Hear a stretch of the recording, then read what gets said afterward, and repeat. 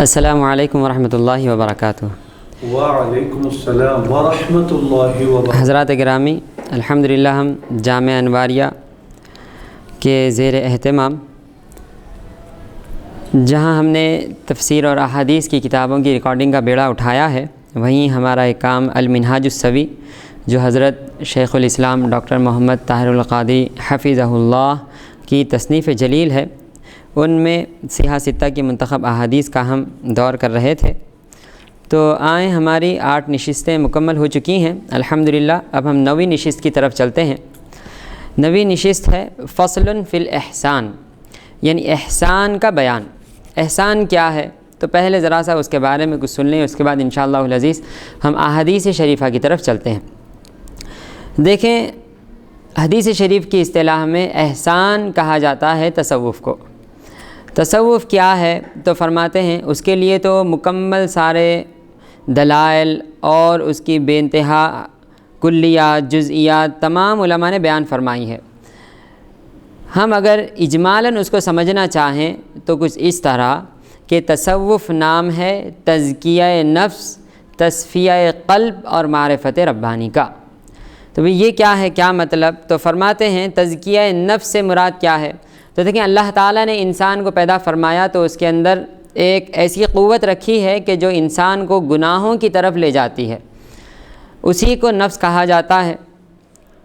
کیونکہ جیسا کہ حضرت یوسف علیہ السلام نے فرمایا وما ابرئ نفسی ان النفس لامارۃ بالسوء الا ما رحم ربی، کہ بے شک نفس کیا ہے تو وہ برائی کا حکم دینے والی ہے، مگر بس وہی لوگ بچے ہوئے ہیں جو اللہ تعالیٰ کی رحمت ان پر شامل حال رہے۔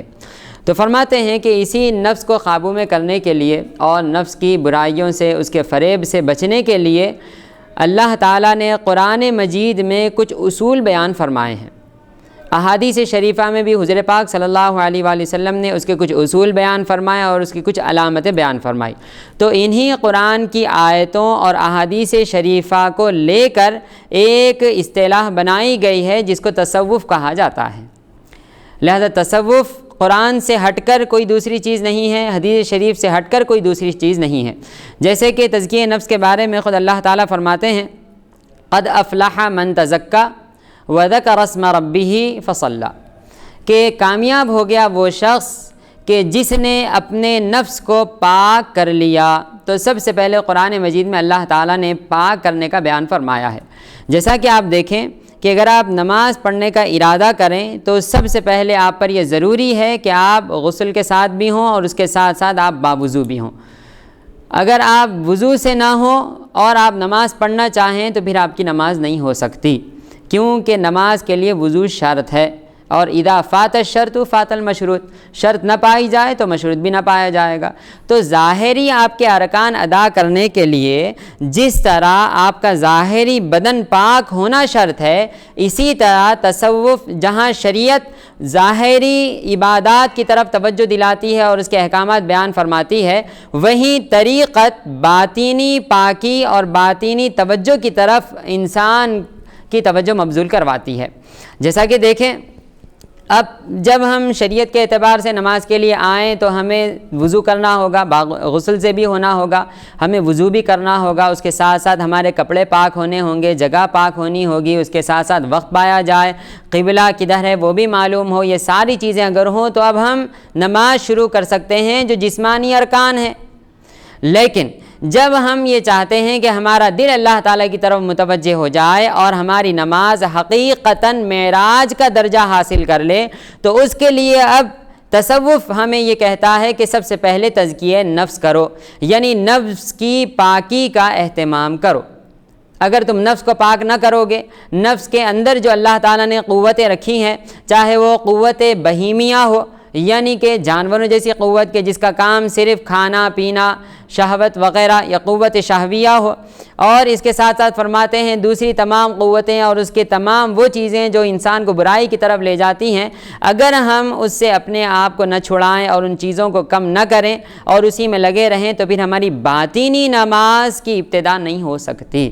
تو فرماتے ہیں اللہ تعالیٰ نے فرمایا قد افلح من تزکا، کامیاب ہو گیا وہ شخص جس نے پاک کیا۔ تو کیا پاک کیا؟ تو وہی فرماتے ہیں وما ابرئ نفسی ان النفس لامارۃ بالسوء، کہ بے شک نفس برائی کا حکم دیتا ہے۔ جب آپ نفس پر قابو کر لیں گے اور اپنی وہ تمام خواہشیں، قوتیں جو صرف دنیا کمانے اور دنیا کو حاصل کرنے کے لیے ہیں، جب تک ان کو اپنے ذہن و گمان سے نہ نکالیں گے اس وقت تک دل اللہ تعالیٰ کا آئینہ نہیں بنے گا۔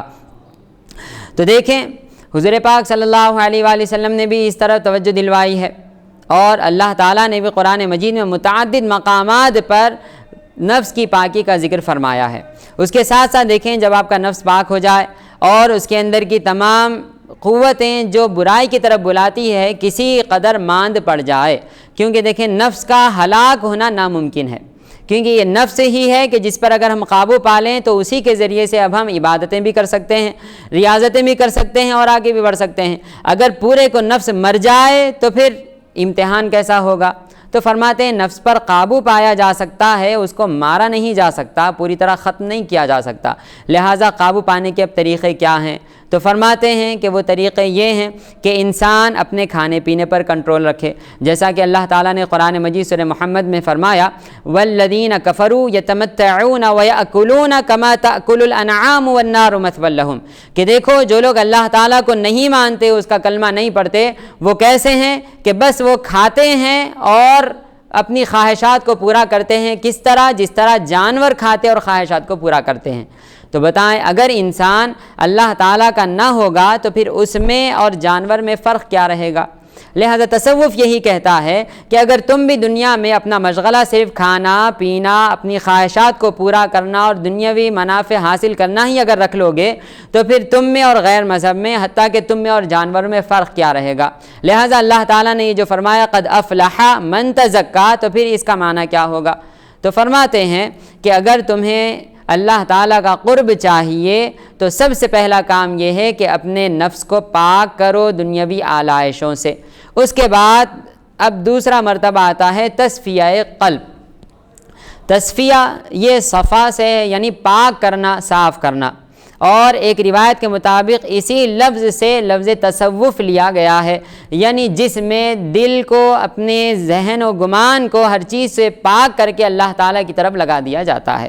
تو تصفیہ قلب کیا ہے؟ تو اب دل کے اندر دنیا کی محبت بیٹھی ہوئی ہوگی، اللہ تعالیٰ اس کے رسول صلی اللہ علیہ وآلہ وسلم کے علاوہ دوسروں کی محبتیں بیٹھی ہوئی ہوں گی، اس کے ساتھ ساتھ دنیا کمانے کی حوث ہے، لوگوں کے لیے بغض ہے، عناد ہے، دشمنی ہے، کینہ ہے، کپٹ ہے، اس کے ساتھ ساتھ دنیا کا مال اور دنیا کے مراتب حاصل کرنے کی جو خواہشیں دل میں بیٹھی ہوئی ہیں، ان سب سے اپنے دل کو پاک کریں، دل کو صاف کریں۔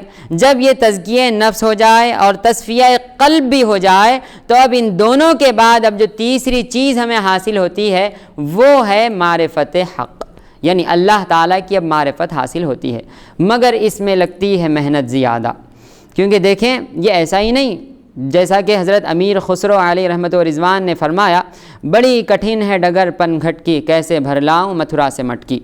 تو یعنی مطلب یہ ہوا کہ یہ راستہ کہنے سننے کے لیے تو ہوگا، ہاں بھائی چلو ٹھیک ہے، وہ چیز کا خواہش نہیں رکھتے دل میں، اس چیز کے بارے میں نہیں سوچتے، اللہ تعالیٰ کی محبت کریں گے، مگر کیسے؟ آپ کے پیچھے نفس لگا ہوا ہے، آپ کے پیچھے شیطان لگا ہوا ہے، دنیا لگی ہوئی ہے، گھر بار لگا ہوا ہے، حتیٰ کہ وہ ساری چیزیں دنیا میں آپ کو گھیری ہوئی ہیں جو ہر لمحہ یہ چاہتی ہیں کہ آپ کو اپنے خدا سے دور کر دے۔ تو اب کیسے؟ تو فرماتے ہیں اس کے لیے اب محنت کرنی پڑے گی، مشقت کرنی پڑے گی، مجاہدات کرنے پڑیں گے، عزلت نشینی اختیار کرنی پڑے گی، گوشہ نشین ہونا پڑے گا۔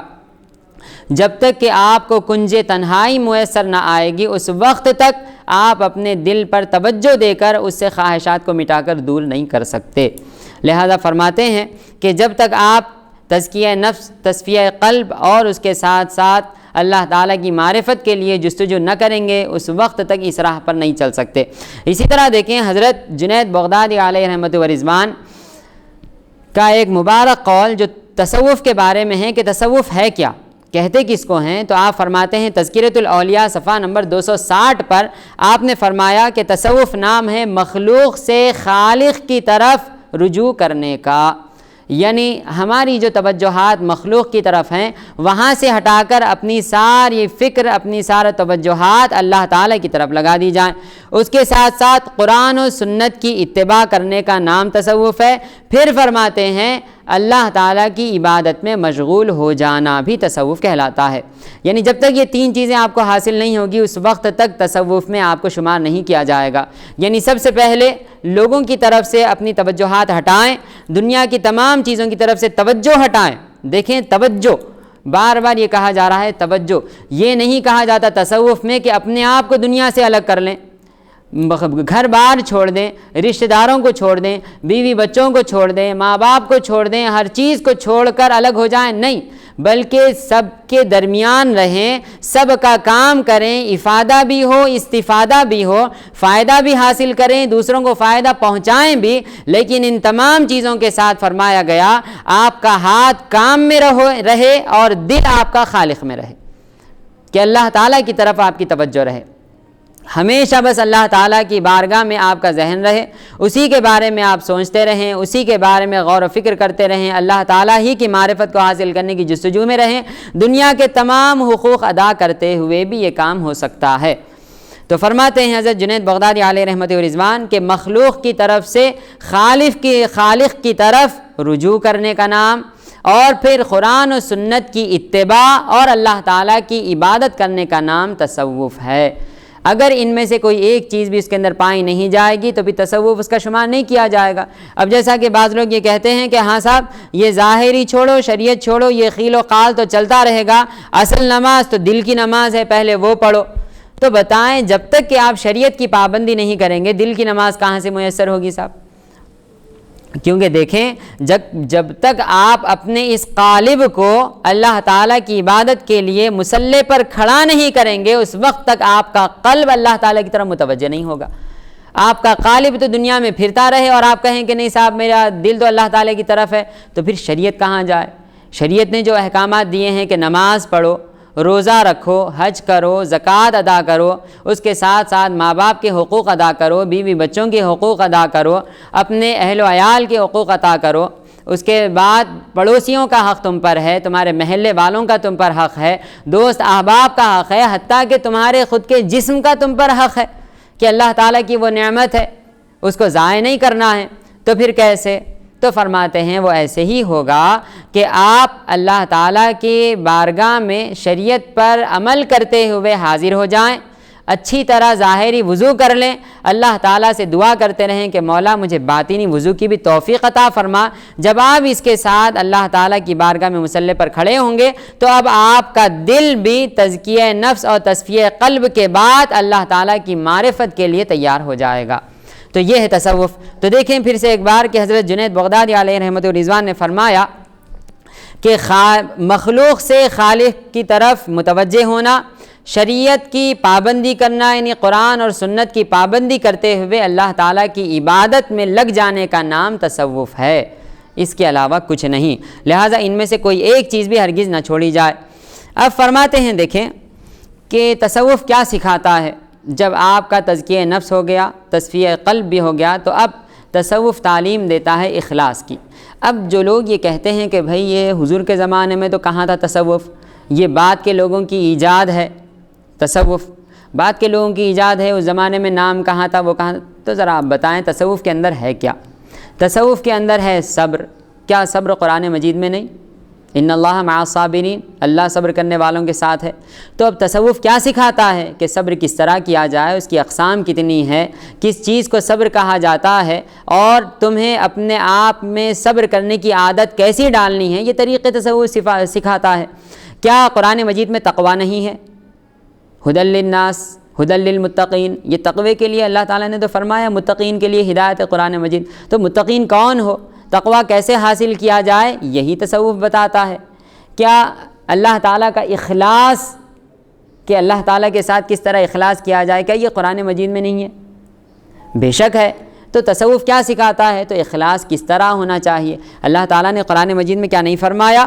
آپ دیکھیں کہ سورہ کہف کی آیت نمبر 28 میں اللہ تعالیٰ فرماتے ہیں وَاصْبِرْ نَفْسَكَ مَعَ الَّذِينَ يَدْعُونَ رَبَّهُمْ بِالْغَدَاةِ وَالْعَشِيِّ يُرِيدُونَ وَجْهَهُ، یہ آیت شریفہ میں دونوں چیزیں بھی آ گئی ہیں، صبر بھی آ گیا اور اخلاص بھی آ گیا۔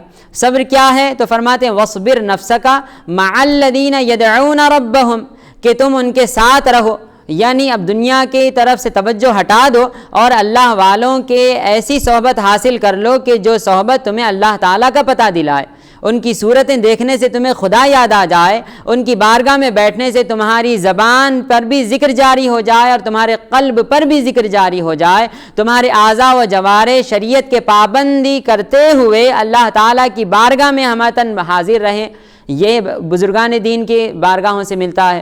تو اللہ تعالیٰ فرماتے ہیں کہ اب تمہیں محنت کرنی پڑے گی، کچھ اپنا دنیا کا نقصان کرنا پڑے گا، جتنی دنیا تمہارے لیے ضروری ہے بس اتنی ہی حاصل کر کے اس کے بعد اپنا وقت تم اولیاء اللہ کی بارگاہ میں گزارو، اللہ والوں کی بارگاہ میں گزارو۔ تو پھر وہ اللہ والے کیسے ہوں؟ تو اب اللہ تعالیٰ فرماتے ہیں یدعون ربہم بالغداۃ والعشی یریدون وجہہ، کہ وہ اللہ والے ایسے ہوتے ہیں، یعنی متصوفین اور اہل تصوف اولیاء اللہ ایسے ہوتے ہیں جو رات دن اللہ تعالیٰ کی عبادت کرتے ہیں۔ کیوں کرتے ہیں؟ تو اب اس کا نتیجہ بھی اللہ تعالیٰ نے بیان فرمایا کہ اس کی وجہ کیا ہے، کہ وہ عبادت اس لیے نہیں کرتے کہ لوگ ہمارے قریب آئیں، ہم لوگوں سے کچھ فائدہ حاصل کریں، یا دنیا ہماری ہو جائے، یا ہمیں جنت مل جائے، یا ہم جہنم سے چھٹکارا پا جائیں، آخرت کی تمام تکلیفوں سے ہم محفوظ ہو جائیں، ہم قبر کی تمام آفتوں سے محفوظ ہو جائیں۔ ان کا کوئی مقصد نہیں ہوتا، ان کا بس ایک مقصد ہوتا ہے یریدون وجہہ، بس وہ چاہتے ہیں کہ مولا ہم تیری بارگاہ میں اس لیے حاضر ہوئے ہیں تاکہ ہمیں تو حاصل ہو جائے، اس کے علاوہ کچھ ملے نہ ملے ہمیں کوئی پرواہ نہیں۔ سبحان اللہ۔ تو فرماتے ہیں تصوف اس طرح کے اخلاص کی تعلیم دیتا ہے کہ بندہ جو کچھ کرے بس صرف اور صرف اللہ تعالیٰ کی خاطر کرے، جیسا کہ بی بی رابعہ بصریہ علیہ رحمت والرضوان کے بارے میں فرمایا گیا کہ ایک دن آپ بڑے ہی جلال کے ساتھ اپنے ایک دستے اقدس میں آگ اور ایک میں پانی لے کر نکلی۔ تو اب لوگوں نے پوچھا کہ بی بی یہ کیا حالت ہے، ایک ہاتھ میں آگ ہے اور ایک ہاتھ میں پانی، کہاں تشریف لے جا رہی ہیں؟ تو آپ نے فرمایا کہ میں چاہتی ہوں کہ اس آگ سے جنت کو جلا دوں اور اس پانی سے جہنم کو بجھا دوں، اس وجہ سے تاکہ نہ کوئی جنت کے شوق میں عبادت کرے اور نہ ہی جہنم کے خوف میں، بلکہ اپنے مولا کے لیے عبادت کرے۔ سبحان اللہ۔ تو اب انہوں نے جو وہ بات فرمائی ہے اس کی حقیقت کیا ہے وہ وہی جانتی ہے یا بزرگان جانتے ہیں، لہٰذا ہمیں آپ نے یہ تعلیم دی ہے کہ تم جنت میں جانے یا جہنم سے بچنے کے لیے عبادت نہ کرو بلکہ اپنے مولا کی خاطر تم عبادت کرو، اسی کو احسان کہا جاتا ہے۔ جیسا کہ دیکھیں احسان کے بارے میں اللہ تعالیٰ نے قرآن مجید میں فرمایا حل جزاء الاحسان الا الاحسان، کہ سورہ رحمان میں فرماتے ہیں کہ احسان کا بدلہ احسان ہی ہوتا ہے۔ اسی طرح اللہ تعالیٰ فرماتے ہیں احسن کما احسن اللہ الیک، کہ تم احسان کرو جس طرح اللہ نے تم پر احسان کیا ہے۔ تو قرآن مجید میں بھی احسان آیا ہے، جس کی حدیث شریف میں بھی احسان کا لفظ آیا ہے، اور ہم اسی کے عنوان پر گفتگو کر رہے ہیں کہ احسان۔ تو احسان کیا ہے؟ تو دیکھیں بزرگان دین فرماتے ہیں احسان یہ ہے کہ اللہ تعالیٰ نے تمہیں سماعت دی، بصارت دی، تمہیں کلام کی طاقت عطا فرمائی، قوت گویائی عطا فرمائی، تمہیں ارادہ دیا، علم دیا، یہ تمام صفات اس نے عطا فرمائے، پھر تمہیں زندہ کیا، حی بنایا تمہیں، اور تمہیں ارادہ کرنے والا بنایا۔ تو یہ تمام صفات اللہ تعالیٰ نے کس طرح دی کہ خدا نے اپنے آپ کو چھپا کر تم کو ظاہر کیا ہے۔ اللہ تعالیٰ نے اپنے آپ کو چھپا لیا اور تم کو ظاہر کیا ہے۔ اب احسان یہ ہے کہ تم اپنے آپ کو چھپا کر اپنی ذات سے خدا کو ظاہر کر دو۔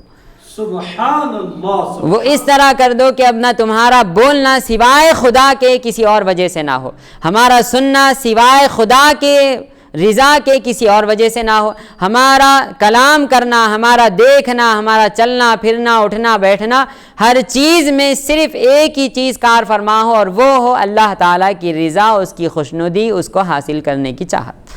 اگر یہ ہوگا تو اسی کو احسان کہا جائے گا۔ حدیث شریف کی اصطلاح میں اسی کو احسان کہا گیا ہے۔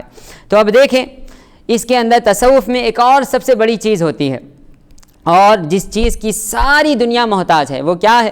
تو حضرت بندہ نواز علیہ رحمت و رضوان اپنی جلیل القدر ملفوظات جوامع الکلم میں بیان فرماتے ہیں کہ حضور پاک صلی اللہ علیہ وآلہ وسلم کا وہ واقعہ بیان فرماتے ہیں جو معراج کا واقعہ ہے، اور آپ کو وہاں سے خرقہ عطا ہوا تھا۔ تو وہ خرقہ کیا تھا؟ تو دیکھیں تصوف کے متعلق ہے، لہٰذا ہم آپ کے سامنے رکھنے کی سعادت حاصل کرتے ہیں کہ حضرت بندہ نواز علیہ رحمت و رضوان آج سے تقریباً 700-800 سال پہلے آپ نے فرمایا، اور اس حدیث شریف میں کوئی کلام نہیں، کہ آپ فرماتے ہیں کہ جب حضور پاک صلی اللہ علیہ وآلہ وسلم معراج پر تشریف لے گئے، اللہ تعالیٰ کے عجائبات کا مشاہدہ فرمایا، اس کے بعد جب آپ جنت میں تشریف لے گئے تو وہاں ساری جنت کا مشاہدہ فرمانے کے بعد دیکھتے ہیں کہ ایک نور کا محل ہے، اور اس نور کے محل پر نور کا قفل لگا ہوا ہے۔ آپ قریب گئے اور پوچھا اے جبریل یہ کس کا محل ہے؟ تو حضور پاک صلی اللہ علیہ وآلہ وسلم کو جبریل علیہ السلام نے فرمایا کہ یا رسول اللہ ہمیں معلوم نہیں، اللہ تعالیٰ نے جب سے جنت پیدا فرمائی اس وقت سے یہ اس محل کو قفل لگا ہوا ہے، آج تک اس کو کوئی نہیں کھولا ہے۔ تو پیارے آقا صلی اللہ علیہ وآلہ وسلم فرماتے ہیں اے جبریل اللہ تعالیٰ سے اجازت لو کہ میرے لیے اللہ تعالیٰ یہ محل کھول دے۔ تو اللہ تعالیٰ کی اجازت سے وہ محل کھولا گیا۔ جب آپ اندر تشریف لے گئے تو دیکھتے ہیں کئی اس کے اندر محل در محل محل در محل تھے۔ جب اس کے اندر آپ تشریف لے جاتے ہیں تو دیکھتے ہیں کہ ایک بہت بڑا نور کا صندوق رکھا ہوا ہے اور اس کو نور کا قفل ڈلا ہوا ہے۔ جب آپ نے وہ بھی کھلوایا تو اس کے اندر سے ایک اور صندوق نکلا، حتیٰ کہ یکے بعد دیگرے 7 صندوق نکلے۔ 7ویں صندوق پر بھی جو قفل پڑا ہوا تھا اس کو کھلوایا گیا تو اس کے اندر سے خرقہ برآمد ہوا۔ خرقہ کس کو کہتے ہیں؟ تو فرماتے ہیں صوف کا جو لباس ہوتا ہے، یعنی بکری کے جو بال ہوتے ہیں یا بھیڑ کے جو بال ہوتے ہیں ان سے جو کپڑا بنایا جاتا ہے اس کو کہا جاتا ہے صوفی لباس، جو صوف کا کپڑا ہوتا ہے، تو اسی کو صوفیہ کی اصطلاح میں خرقہ بھی کہا جاتا ہے۔ تو فرماتے ہیں اس میں خرقہ تھا۔ تو حضور پاک صلی اللہ علیہ وآلہ وسلم نے فرمایا اے جبریل کیا یہ خرقہ ہم لے لیں؟ تو اللہ تعالیٰ کی اجازت سے اللہ تعالیٰ کی طرف سے نداء کہ اے محبوب یہ خرقہ ہم نے آپ ہی کے لیے رکھا تھا۔ سبحان اللہ، جب سے ہم نے جنت پیدا کی تھی اس وقت سے لے کر آج تک ہم نے کسی کو دکھایا تک نہیں، کیونکہ یہ آپ کا حق تھا، یہ آپ ہی لے لیں۔ سبحان اللہ۔ تو جب پیارے آقا صلی اللہ علیہ وآلہ وسلم وہ خرقہ لیے اور جب آپ زیب تن فرمائے تو آپ فرماتے ہیں کہ حضور پاک صلی اللہ علیہ وآلہ وسلم نے پوچھا کہ اے مولا یہ خرقہ صرف میرے ہی لیے ہے یا میں اپنی امت میں سے بھی کسی کو دے سکتا ہوں؟ تو اللہ تعالیٰ فرماتے ہیں کہ ہاں محبوب یہ خرقہ اب آپ کی امت میں قیامت تک یہ کے بعد دیگرے چلتا رہے گا، لیکن اس کے لیے ایک سوال ہے جو میں آپ کو دے رہا ہوں اور جواب بھی بتا رہا ہوں۔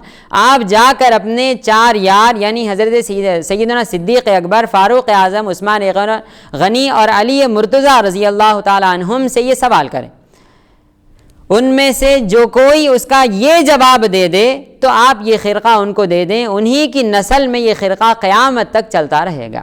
سبحان اللہ، سبحان۔ سرکار دو عالم صلی اللہ علیہ وآلہ وسلم نے وہ خرقہ لیا اور جب معراج سے واپس تشریف لائے تو دوسرے دن اپنے 4 یار کو جمع فرمایا اور سب کے سامنے وہ خرقہ رکھا اور پوچھا کہ دیکھو یہ خرقہ میں تم میں سے کسی ایک کو دینے والا ہوں، لیکن ایک سوال ہے اس کا جواب دو۔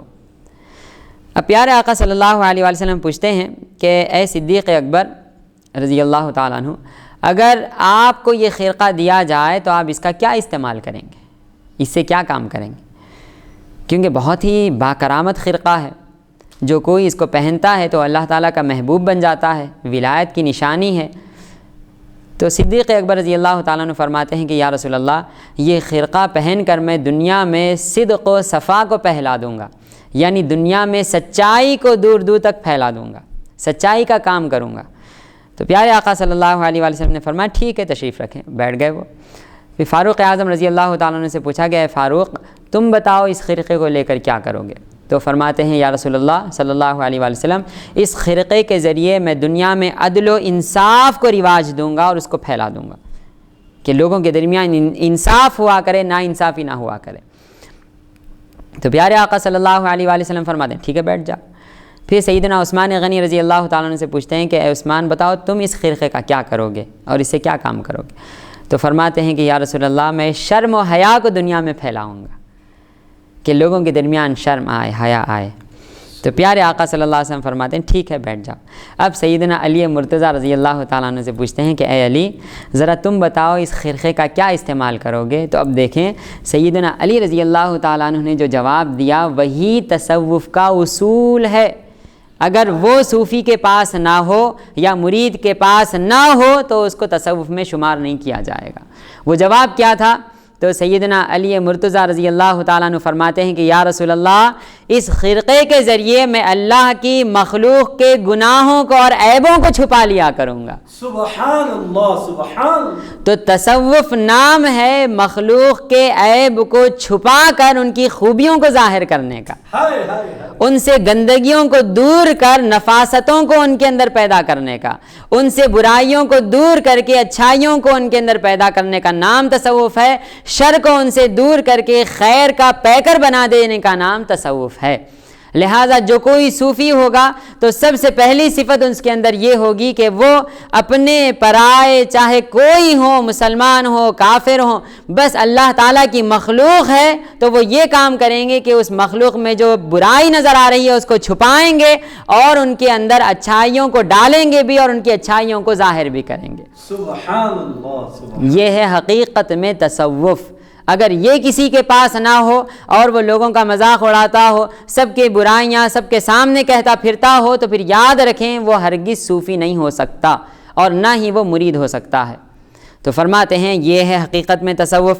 جیسا کہ آپ دیکھیں یہ خرقے کا بیان ایسا ہی نہیں، خمیس کا اور لباس کا بیان ایسا ہی نہیں، بلکہ اللہ تعالیٰ نے قرآن مجید میں بیان فرمایا، جہاں حضرت یوسف علیہ السلام کا ذکر ہوا کہ یوسف علیہ السلام فرماتے ہیں اذهبوا بقمیصی ھذا فالقوه علی وجہ ابی یأتی بصیرہ، کہ تم لے جاؤ میری یہ قمیص۔ تو وہ قمیص کون سی تھی؟ تو فرماتے ہیں وہ وہی قمیص تھی کہ جس کو حضرت یعقوب علیہ السلام کے میراث میں وہ آئی تھی، اور اس کو آپ جب اپنے بھائیوں کے ساتھ سفر کے لیے کچھ سیر تفریح کے لیے جا رہے تھے، جس وقت آپ کے بھائیوں نے آپ کو بولی میں ڈال دیا، تو اس وقت جاتے وقت حضرت یعقوب علیہ السلام نے اس کو باندھ کر آپ کے گلے میں ڈال دیا تھا۔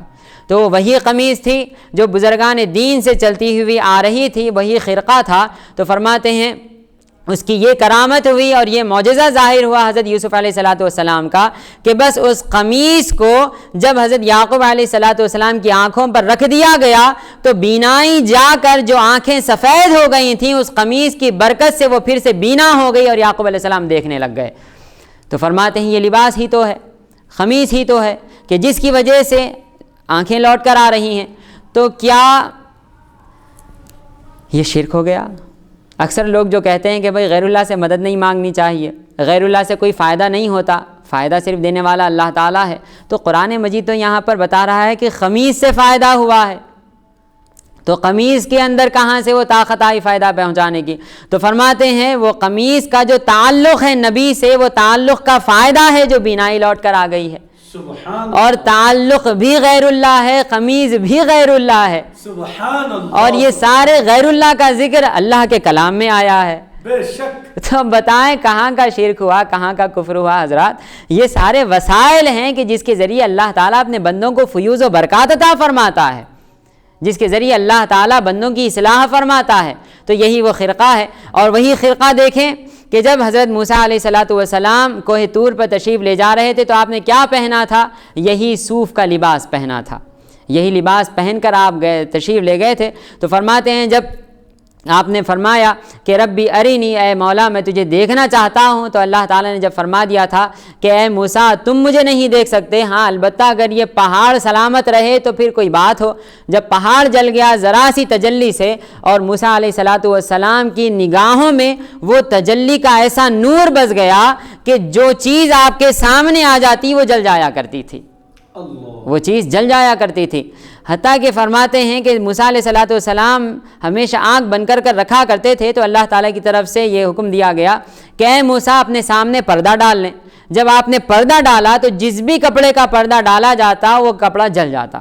تو اب موسیٰ علیہ السلام کو حکم دیا گیا کہ آپ کو جو آپ کی میراث میں خرقہ ملا ہے، جو لباس آپ پہن کر وہاں پر گئے تھے، اس کا ایک حصہ پھاڑ کر اپنے چہرے پر اس کا پردہ بنا لیجئے، کیونکہ جو خرقہ اللہ تعالیٰ کی راہ میں پہنا جاتا ہے اس میں یہ طاقت آ جاتی ہے کہ وہ تجلیات کو برداشت کر سکے۔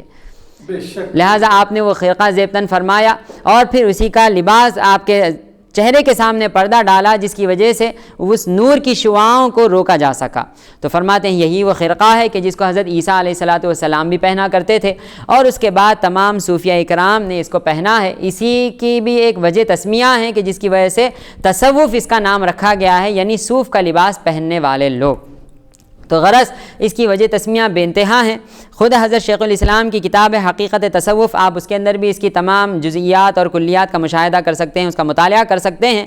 تو غرض تصوف کیا حکم دیتا ہے؟ اپنے نفس کو پاک کرنا، اپنے دل کو صاف کرنا اور خدا کی معرفت حاصل کرنا۔ جیسا کہ دیکھیں حضرت جنید بغدادی علیہ رحمۃ و رضوان کا ایک پیارا سا واقعہ ہے کہ اگر انسان ذکر الہی سے غافل ہو جائے تو اس کو کیا نقصان ہوتا ہے، اور تصوف ہمیشہ انسان کو ذکر الہی میں رکھنا چاہتا ہے، چاہے وہ ذکر لسانی ہو، ذکر قلبی ہو، ذکر روحی ہو یا ذکر سری ہو۔ مراتب کے ساتھ ساتھ اس کے ذکر کے مراتب بھی بڑھتے چلے جاتے ہیں۔ پہلے تو ذکر لسان شروع ہوگا، جب لسان کا ذکر، اعضاء و جوارح کا ذکر اتنا بڑھ جائے گا کہ وہ کمال کو پہنچ جائے گا تو اب ذکر قلبی شروع ہو جائے گا، جب ذکر قلبی کمال پر پہنچ جائے گا تو اب ذکر روحی، پھر اس کے بعد ذکر سری اور ذکر خفی اور اخفا شروع ہو جائے گا۔ تو فرماتے ہیں یہ سارے مراتب ہیں۔ تو اب دیکھیں اگر انسان ذکر سے غافل ہو جائے تو کیا ہوتا ہے۔ حضرت جنید بغدادی علیہ رحمۃ و رضوان کو ایک بار ایک دوست نے ایک پرندہ تحفے میں دیا، طوطا تحفے میں دیا جو پنجرے میں بند تھا۔ آپ نے وہ پنجرہ لیا اور اپنے گھر میں لٹکا لیا۔ ایک عرصہ گزرا، اس کے بعد اس پنجرے کو آپ نے کھولا اور پرندے کو آزاد کر دیا۔ تو کچھ لوگوں نے دیکھ کر پوچھا کہ حضرت یہ کیا معاملہ ہے؟ پہلے تو آپ نے وہ پرندے کو لے کر اپنے پاس رکھ لیا، کئی دن اس کو آپ نے اپنے پاس رکھا، اس کے بعد اب چھوڑ دیا، آزاد کر دیا۔ تو اب آپ فرماتے ہیں کہ ہاں میں نے وہ پرندے کو رکھا ضرور تھا، لیکن تمہیں پتہ ہے آج اس نے مجھے کیا کہا؟ تو انہوں نے کہا نہیں۔ تو اس نے کہا کہ اے جنید، آپ تو آزادی کی زندگی گزار رہے ہیں، لوگوں کے ساتھ ملتے جلتے بھی ہیں، لیکن ذرا مجھے دیکھیں کہ میں قید و بند کی صعوبتیں جھیل رہا ہوں، اپنے تمام اعزاء اور اقارب سے، اپنے تمام ساتھیوں سے جدا ہو گیا ہوں، کیا آپ کو مجھ پر ترس نہیں آتا؟ تو میں نے اس پر ترس کھا کر اس کو آزاد کر دیا۔ تو اب دیکھیں وہ فرماتے ہیں حضرت جنید بغدادی علیہ رحمۃ و رضوان کہ جب میں نے اس کو آزاد کر دیا تو اب وہ جاتے جاتے مجھ سے ایک بات کہہ کر گیا۔ اس نے کہا کہ اے جنید، کیا آپ جانتے ہیں کہ میں کس طرح قید ہوا اور پنجرے میں کس طرح آ گیا؟ تو آپ نے فرمایا نہیں، بتا کیا وجہ ہے؟ تو اس نے کہا کہ ہم پرندے ہوں یا تمام جانور ہوں، سب کے لیے یہ حکم ہے کہ ہم ہمیشہ اللہ تعالیٰ کا ذکر کرتے رہیں، چاہے آسمان کے پرندے ہوں یا پانی کے اندر رہنے والی مچھلیاں ہوں۔ وہ پرندہ کہتا ہے کہ آپ کو معلوم ہے میں بس ایک لمحے کے لیے خدا کے ذکر سے غافل ہو گیا تھا کہ مجھے قید کر لیا گیا اور پنجرے میں ڈال دیا گیا۔ اگر میں اس ایک لمحہ خدا کے ذکر سے غافل نہ ہوتا تو اپنے بھائیوں کے ساتھ پھرتا رہتا۔ تو فرماتے ہیں یہی وجہ ہوتی ہے کہ جو مچھلی جال میں پھنستی ہے اور جو پرندہ جال میں پھنستا ہے وہ وہی پرندہ ہوتا ہے یا وہی مچھلی ہوتی ہے جو کسی قدر خدا کے ذکر سے غافل ہو گئی ہو۔ تو فرماتے ہیں کہ جب ایک جانور کے ساتھ یہ معاملہ ہے کہ وہ خدا کے ذکر سے غافل ہو جائے تو اس کو یہ سزا ملتی ہے، تو بتائیں انسان اگر جو اشرف المخلوقات ہے وہ ذکر سے غافل ہو جائے تو کیا انجام ہوگا؟ کیونکہ اللہ تعالیٰ نے قرآن مجید میں فرما دیا، سورہ بنی اسرائیل میں اللہ تعالیٰ فرماتے ہیں آیت نمبر 44 میں کہ وَإِن مِّن شَيْءٍ إِلَّا يُسَبِّحُ بِحَمْدِهِ وَلَٰكِن لَّا تَفْقَهُونَ تَسْبِيحَهُم، کہ کائنات کی ہر شے اللہ تعالیٰ کا ذکر کرتی ہے مگر تم اس کو جان نہیں سکتے۔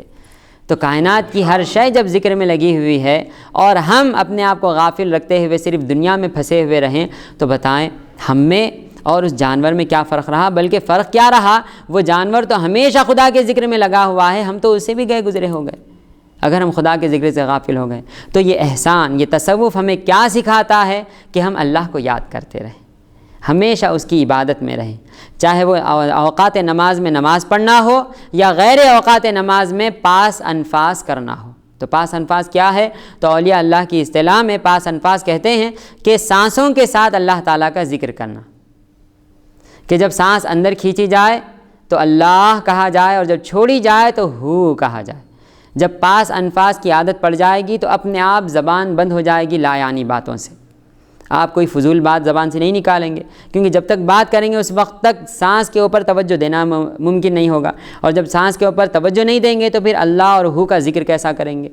تو تصوف یہی سکھاتا ہے بھائی کہ اللہ کا نام لو، خدا کو یاد کرو۔ کیوں؟ آج دیکھیں ساری دنیا پریشان ہے، ساری دنیا ڈپریشن کا شکار ہے۔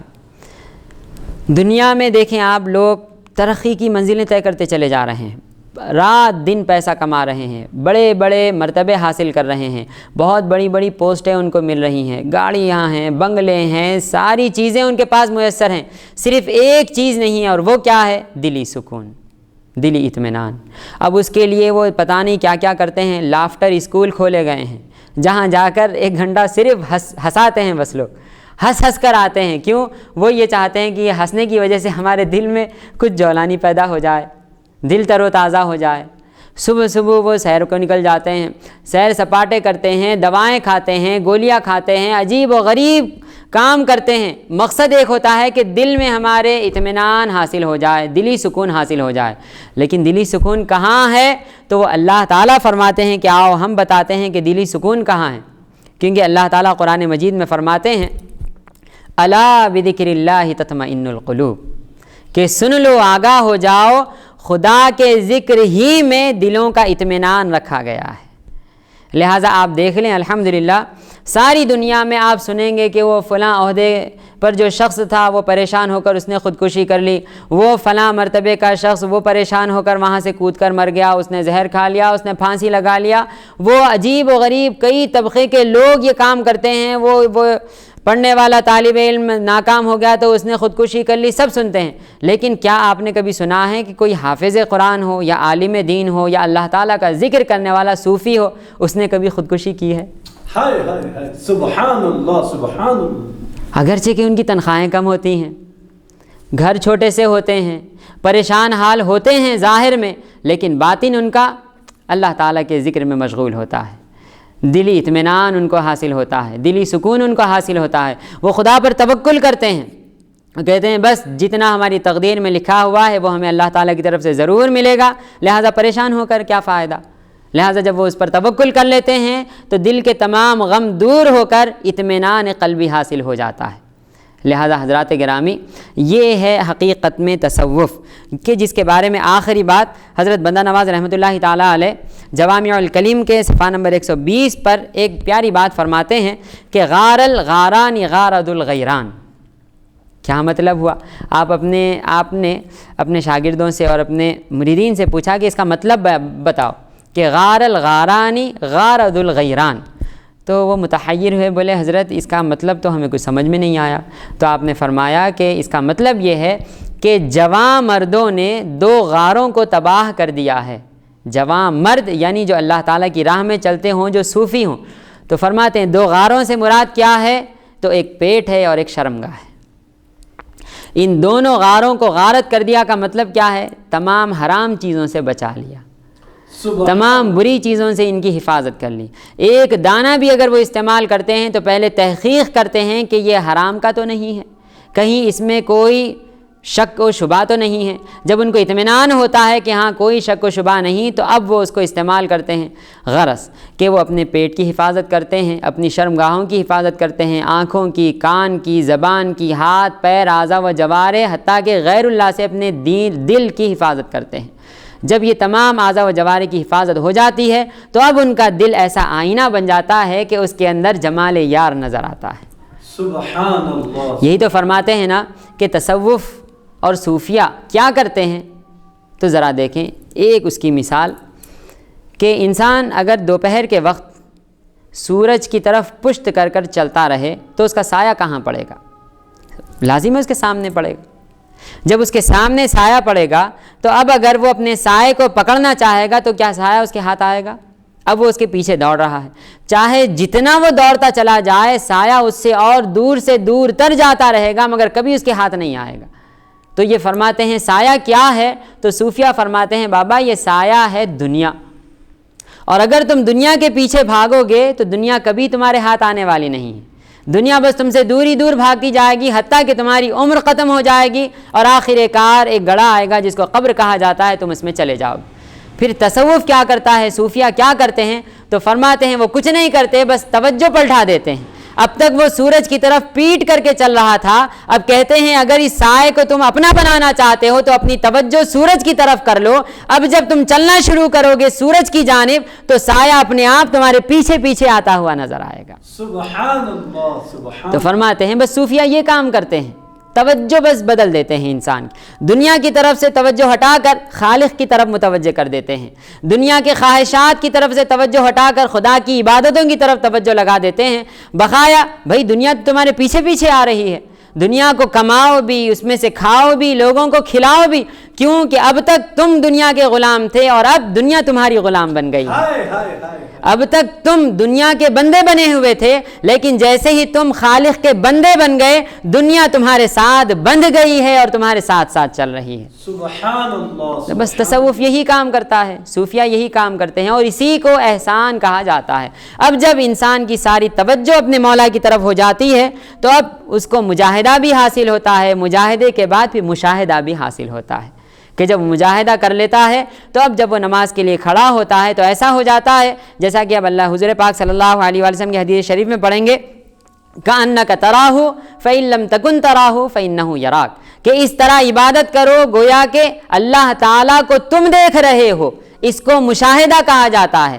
اب پیارے آقا فرماتے ہیں اگر مشاہدہ ابھی نصیب نہ ہوا ہو تو کم از کم مراقبے میں چلے جاؤ اور یہ تصور کر لو کہ خدا تمہیں دیکھ رہا ہے، اور ساری توجہات کو اپنے دل سے ہٹا دو، سارے خواہشات کو اپنے نفس سے دور کر دو، اپنے آپ کو اللہ تعالیٰ کی طرف متوجہ کر کے اس کے مراقب ہو جاؤ تو مشاہد بھی ہو جاؤ گے، بے شک اس کا مشاہدہ کرنے والے بھی بن جاؤ گے۔ تو یہ ذرا سی تفصیل تھی تصوف کے اوپر۔ انشاءاللہ العزیز اب ہم حدیث شریف کی طرف چلتے ہیں۔